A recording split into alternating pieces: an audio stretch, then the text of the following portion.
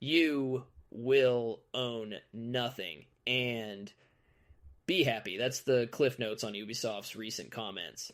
Apparently, they think we need to get comfortable with not owning things, specifically video games in this instance. Yeah, that one, it honestly didn't sit right with me. My Steam library is huge, but being told I should accept not having ownership, that feels borderline dystopian. Exactly. And it's not just games. Think about software.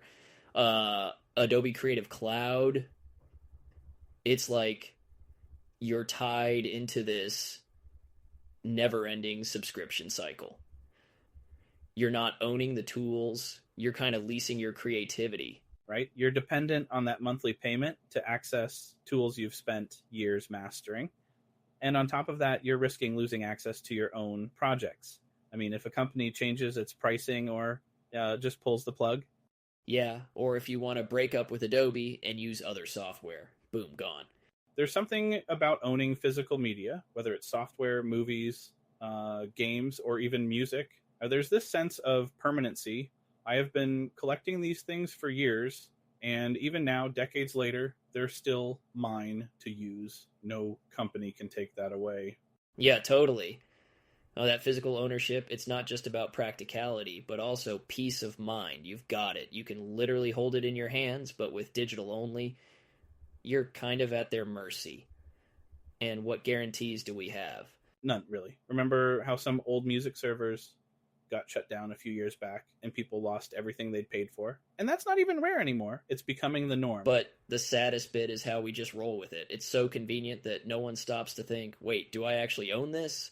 And companies they know will prioritize convenience over rights every time.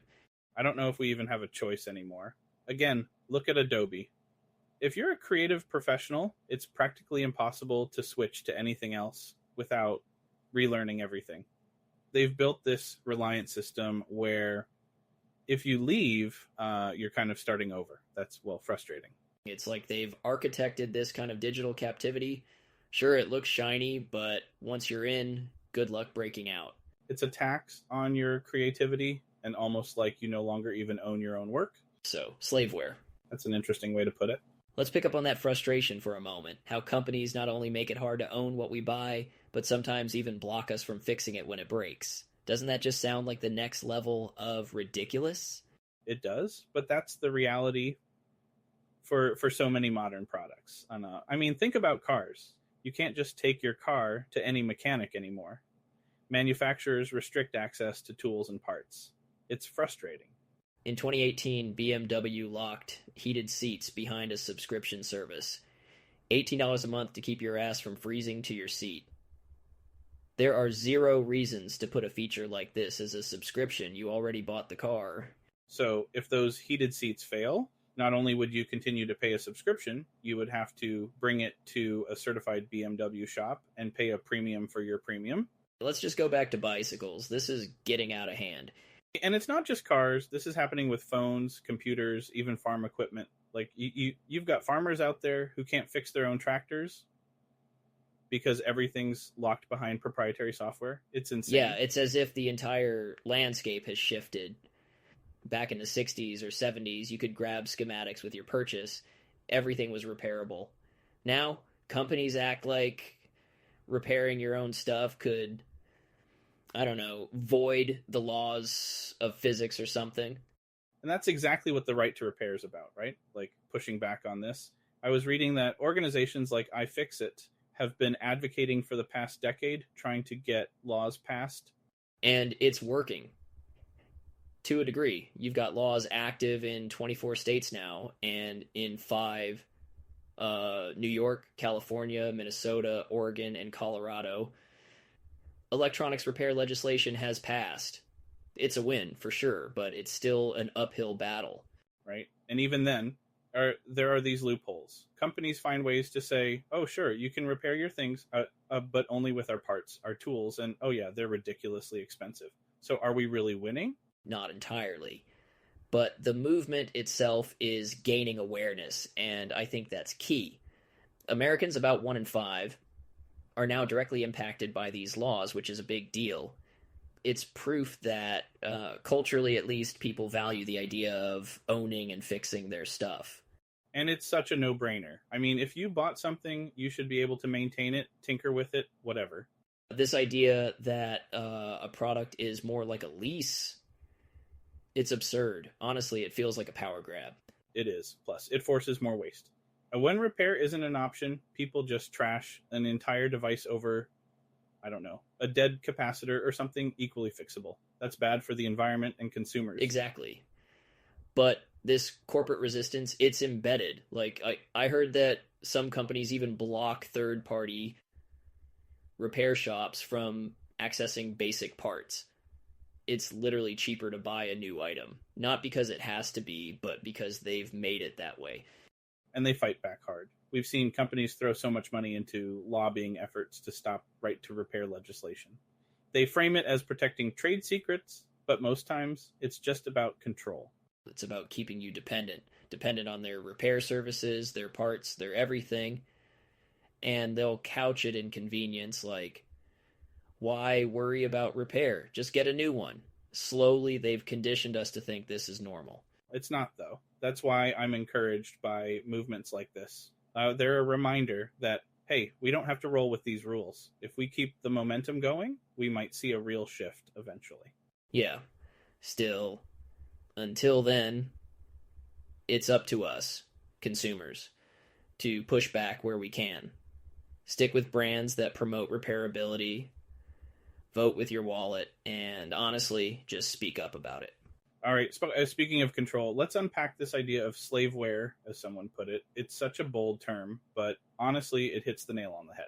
These endless subscriptions locking tools behind paywalls.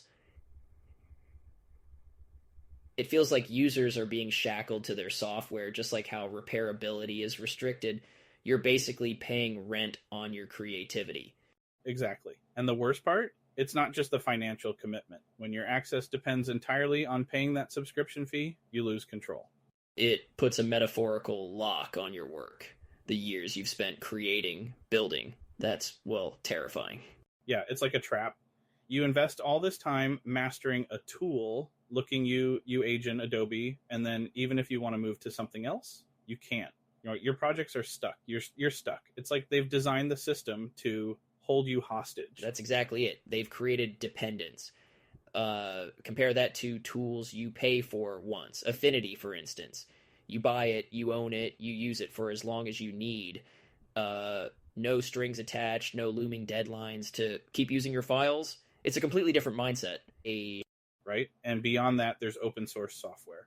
There's such a beauty in those alternatives. Tools built by and for communities with actual freedom at their core. Tools like GIMP or Inkscape. You're not paying a cent, and better yet, you're not tied to terms that can change overnight. Yeah, open source really demonstrates what's possible when profit isn't the sole motivator. But it does rely on communities pitching in, whether through development or financial support. I think increasingly people are starting to realize the value in that kind of ecosystem. Exactly. And here's the thing. There's power in how we respond. Like, supporting alternatives, whether it's open source or subscription-free software, that's a step in the right direction. But advocacy matters too. Absolutely. Pushing for initiatives like Right to Repair fits into this broader picture too, doesn't it? It's all about reclaiming autonomy over our devices, our work, and even our choices. It's about opting for sustainable, user-centric practices. It is, yeah, and we're seeing that shift more broadly. People are kind of waking up and asking, like, why am I okay with this? I think what we really need next is for brands and developers to take notice, to start giving us options again, not just for repair, but for how we pay, how we access our tools, everything. And it's worth emphasizing that alternatives aren't just hypothetical. They already exist. If more people start seeking those out, it's eventually going to create market pressure. But, we have to start somewhere. Totally. Whether it's moving to a tool like Affinity, supporting open source tools, or just raising awareness, every little action adds up. The more momentum we build, the harder it'll be for companies to ignore. So, with all this momentum building from people backing alternatives like open source tools to advocacy for the right to repair, how do we take it even further? It feels like consumers are finally pushing back, reclaiming some autonomy in this crazy consumer landscape. It really is. And it's wild to think about how much has shifted. I mean, we're looking at a landscape where convenience often overrides our rights to, actually own what we buy, but it doesn't have to stay this way. Exactly.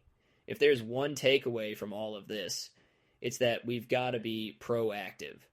Whether it's supporting right to repair, looking out for subscription-free tools, or simply speaking up about the importance of consumer rights, every small choice matters. Totally. And I think it's also about awareness, isn't it? Just opening people's eyes to how much control we've handed over and what we're losing in the process. Once you see it, you can start making changes, whether that's buying, it's not physical media, opting for repairable products, or even exploring open source alternatives. Right? And honestly, technology should empower us, not make us dependent or worse, kind of stuck. I mean, we've all felt it, that moment of realizing how limited we are because of some subscription or a lack of ownership over our work. But that doesn't have to define the future. Exactly. And it's about reclaiming that control, making deliberate choices that prioritize ownership and sustainability. And, while it might feel overwhelming, change always starts small. One purchase, one choice, one conversation. Couldn't have said it better myself. So if you're out there wondering how to get a handle on your digital world and your business's digital presence, why not start now? Head over to modularity.us and get a quote today. Let's make sure your digital experience not only works for you, but also keeps you in control. And that's it for today, folks. Thanks for joining us on this deep dive into consumer rights in the digital age. It's been great talking, and we'll catch you next time.